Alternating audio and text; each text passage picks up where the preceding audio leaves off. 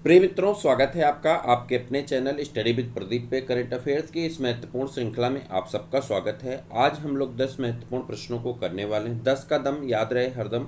इस श्रृंखला में आज यह आपका 7वां वीडियो है और लगातार हम इस श्रृंखला को आगे बढ़ा रहे हैं। किसी भी परीक्षा की अगर आप तैयारी कर रहे हैं तो करंट अफेयर्स का यह सेगमेंट आपके लिए अत्यंत महत्वपूर्ण है, खास करके 2022 में होने वाली सभी परीक्षाओं को ध्यान में रख करके। यदि आप अभी तक हमारे व्हाट्सएप से नहीं जुड़े हैं तो आप इस नंबर पर व्हाट्सएप करके हमारे साथ जुड़ जाएं और आप इसके बारे में संपूर्ण जानकारी प्राप्त कर सकते हैं। The global drugs policy index, पहला प्रश्न आज का जो हमारा है, उसके पहले हमारे थंबनेल पे जो प्रश्न है इसका आंसर हम आपसे अपेक्षित हैं कि आप इसका आंसर हमें कमेंट बॉक्स में देंगे कि अफगानिस्तान पर आयोजित विशेष G20 शिखर सम्मेलन की अध्यक्षता किस देश द्वारा की गई। ये जो है आपके थंबनेल का प्रश्न, इसका आंसर हम आपसे उम्मीद करेंगे कमेंट बॉक्स में आपका आंसर ये आएगा। आप जरूर कमेंट करके बताइएगा। पहले प्रश्न का आंसर दीजिए आज की सीरीज का। The global drugs policy index 2021 में भारत किस स्थान पर रहा। कह रहा ग्लोबल ड्रग्स पॉलिसी जो थी इसके अनुसार भारत किस स्थान पर है, आपको ये बताना है। 16वें, 17वें, 18वें, 19वें।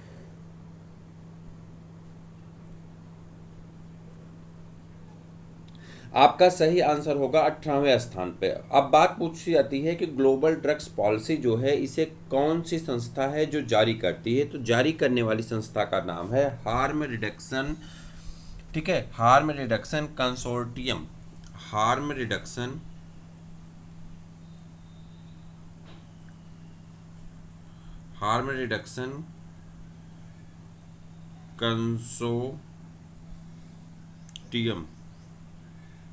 कंसोर्टियम इस संस्था द्वारा यह जारी किया जाता है।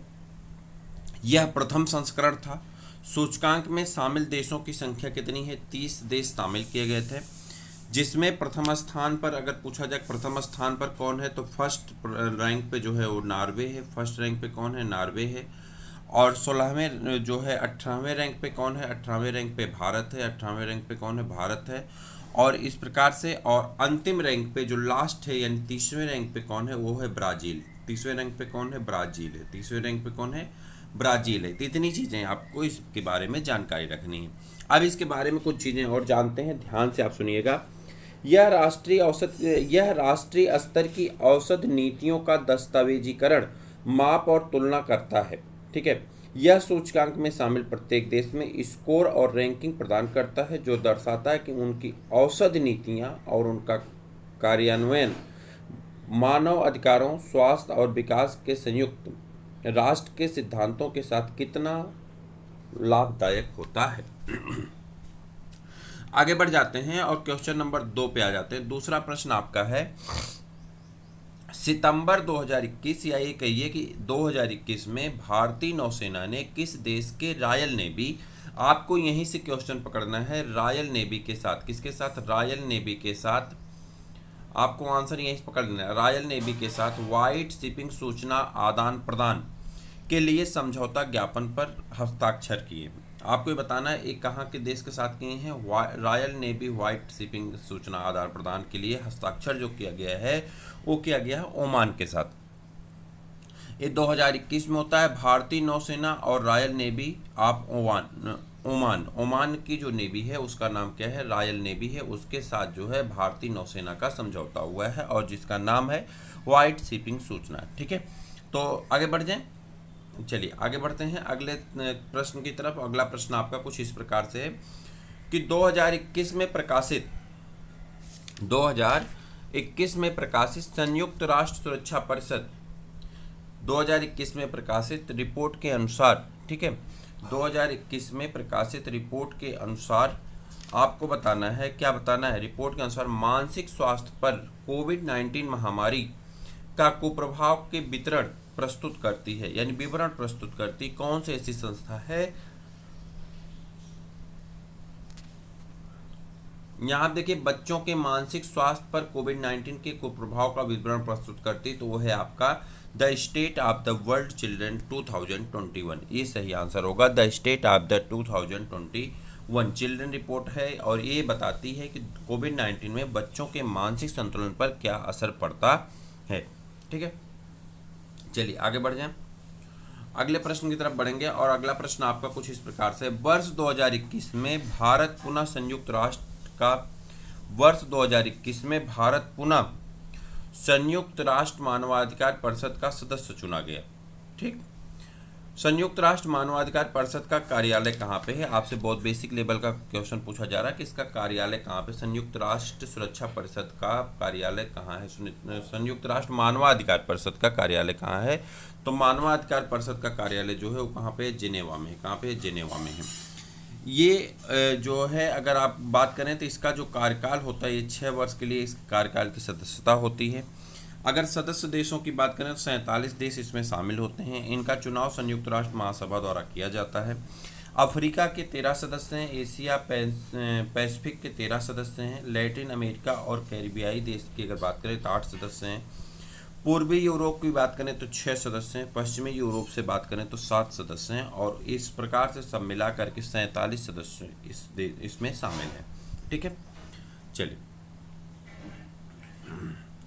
2021 में अंतर्राष्ट्रीय सौर संगठन यानी ISA की चौथी महासभा का आयोजन किया गया, जिसकी अध्यक्षता किसने की?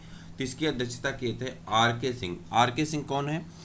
RK सिंह जो हैं, RK सिंह केंद्रीय मंत्री हैं, नवीन और नवीकरणीय ऊर्जा मंत्रालय जो है भारत का, उसके एक केंद्रीय मंत्री हैं और RK सिंह ने ही ये जो है अक्टूबर में हुआ था और इसके जो है क्या किए थे? अध्यक्षता किए थे। किसका? अंतर्राष्ट्रीय सौर गठबंधन महासभा जो हुई थी उसकी अध्यक्षता किसने किया था? RK सिंह ने, जो कि भारत के केंद्रीय मंत्री हैं, नवीन और नवीकरणीय ऊर्जा मंत्रालय के। ठीक है, चलिए आगे बढ़ जाते हैं।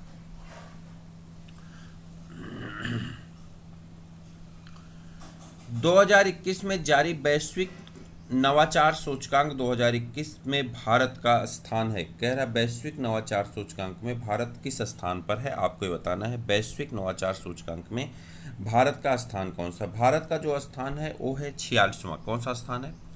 46वां स्थान होता है वैश्विक नवाचार सूचकांक में। यह प्रश्न आपके परीक्षा की दृष्टि से अत्यंत महत्वपूर्ण है। यह इसका 14वां संस्करण है। इसके पहले 13 संस्करण जारी किए जा चुके हैं। अगर यहाँ पे शीर्ष देश की बात करें वैश्विक नवाचार सूचकांक में तो प्रथम स्थान पर स्विट्जरलैंड है। फर्स्ट पे कौन है? स्विट्जरलैंड है। और अगर हम बात करते हैं जो है दूसरे स्थान पे स्वीडन है, तीसरे स्थान पर अमेरिका है और 5वें स्थान पर दक्षिण कोरिया, चौथे स्थान पर UK। ठीक है, सबसे निम्न स्थान यानी 132वीं रैंक किसकी है? तो अंगोला की है। किसकी है? अंगोला की 132वीं रैंक होती है। भारत का स्थान 2 स्थानों में सुधार हुआ है। पिछली बार जो है 2020 में जो था 44वां था और इस बार कितना हो गया? 48वां था। इस बार कितना हो गया? 46वां हो गया है। 2 स्थानों की सुधार हुई है। तो इस प्रकार से आपका सही आंसर हो जाता है 46वां सही आंसर हो जाता है। चलिए आगे बढ़ जाते हैं।